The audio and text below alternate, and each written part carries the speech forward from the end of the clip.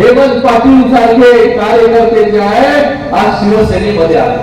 गेल्या अनेक वर्ष एका पक्षाची एकनिष्ठ राहून जे आहे ते हेमंत पाटील आणि त्यांच्या परिवाराने काम केले. सर्वसामान्यांसाठी जे आहे शेकडो एकर जी जमीन देण्याचं काम केलं आणि आज त्यांच्यावरती ही परिस्थिती आली का? जो स्वाभिमान जो आहे हा स्वाभिमान कुठेही जो आहे हा स्वाभिमानी माणूस जो गहाण ठेवू शकत नाही.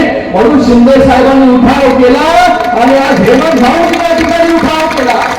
शिंदे साहेबांबरोबर सगळी जनता जी आहे ती उभी राहील. शिंदे साहेबांनी उठाव केला.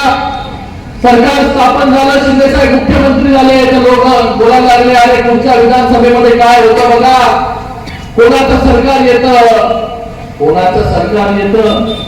शिंदे साहेबांच्या नेतृत्वाखाली जे आहे महायुतीचं सरकार मोठ्या जोराने जे निवडून देण्याचं काम आपण लाडक्या बहिणींनी केलं. कारण की हे सर्वसामान्यांचं सरकार होतं. सर्वसामान्यांचे मुख्यमंत्री जे आहे तिथे एकनाथजी शिंदे साहेब झाले होते. आज तशीच परिस्थिती शिरपूर मध्ये. आज तसा दुर्भाग्य जो आहे पुन्हा एकदा शिरपूर मध्ये या शिरपूरकरांसाठी झालेला आहे, आपल्यासाठी झालेला आहे. ही सर्व लोक जी आहे सर्वसामान्य कुटुंबातील लोक आहे. हे सर्व उमेदवार सर्वसामान्य कुटुंबातील उमेदवार आहे. आपली ही परीक्षा खूप वर्ष झाले तिथे विकासाच्या नावावरती जे आहे हे राजकारण चालू आहे. पण मला वाटतं विकास जर खराब झाला असता तर एवढ्या मोठ्या प्रमाणामध्ये जे आहे ते इथे लाडक्या बहिणींना जे आहे आज लाडक्या बहिणींना योजनेमध्ये मला वाटतं शिरपूर सगळ्यात जास्त. त्याचबरोबर या शिरपूरमध्ये बेरोजगारीचं प्रमाण पण सगळ्यात जास्त आहे.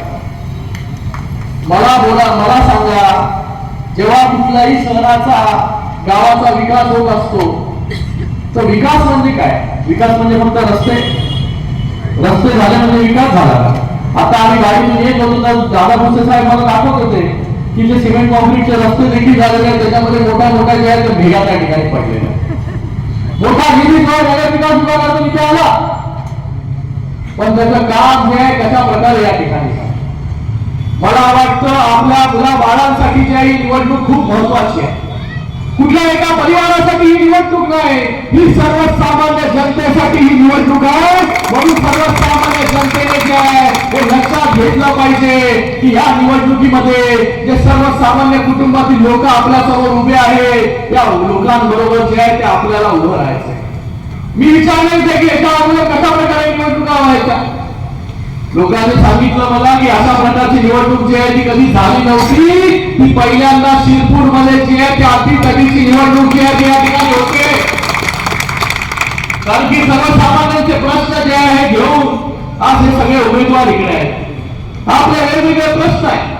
बाजारपेठेतील दुकानांचा भाड्यांचा विषय असेल आणि मगाशी जेव्हा मी पाणीपट्टी इथे ऐकली तेव्हा भूषण साहेब मला वाटतं मुंबईमध्ये जी पाणीपट्टी लोक भरतात ती या शिरपूर सारख्या म्हणजे विकास होतो तर तुम्हाला पैसे जे लोकांकडून घ्यायचे. आणि महायुतीचं सरकार जेव्हा आलं जेव्हा शिंदे साहेब मुख्यमंत्री झाले की फक्त लोकांना शेतकऱ्यांना लहान मुलांना महिलांना बेरोजगारांना ज्येष्ठांना फक्त आणि फक्त देण्याचं काम केलं, घेण्याचं काम कधीच केलं नाही. ते जे बोलतात ते करतात म्हणून लोकांचा विश्वास जो आहे शिंदे साहेबांवरती आहे. आपला जो प्रश्न आहे पाणीपट्टीचा आणि घरपट्टीचा हा 100% जो आहे हा कशा प्रकारे कमी होईल याच्यासाठी मी स्वतः पाठपुरावा जो आहे हा शिंदे साहेबांकडे करणार आहे. तर आपण आपली ताकद जी आहे ही हेमंत भाऊच्या मागे उभी करा. हेमंत भाऊ आणि मी दोघं जे आहे त्याचबरोबर मंजुळाताई गाव तिथे बसलेले आहेत. ह्या आम्ही सगळे मिळून जे आहे ते आपली पाणीपट्टी घरपट्टी बाजारपेठेतील दुकानांचे भाडं जे आहे हे कमी करण्याचं काम जे आहे हे 100% करू. आणि या शहराला जे आहे बेरोजगारीमधून बाहेर काढण्यासाठी तिथे MIDC पण गरज आहे. इथे जी साखर कारखाना जो आहे तो बंद पडलेला आहे. मगाशी इकडची मंडळी बोलत होती की साखर कारखान्याचा विषय घ्या. मी इथे येण्यापूर्वी साखर कारखान्याच्या विषयाबद्दल जे आहे ती माहिती घेतली होती. पण आपल्या सगळ्यांना एवढंच निवेदन आहे की आज आम्ही जे आलोय आपला विश्वास आणि आपला आशीर्वाद आम्हाला पाहिजे. आपले जे जे प्रश्न आहेत, हे प्रश्न जे आहेत हे आमचे आहेत, हे समजून जे आहे ते आम्ही काम करू.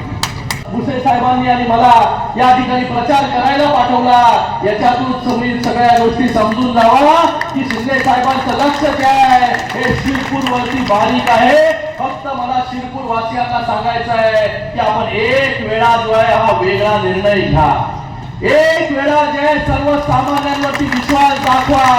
एक वेळा जे आपल्या स्वतःच्या परिवारातील लोकांवरती आपण विश्वास दाखवा.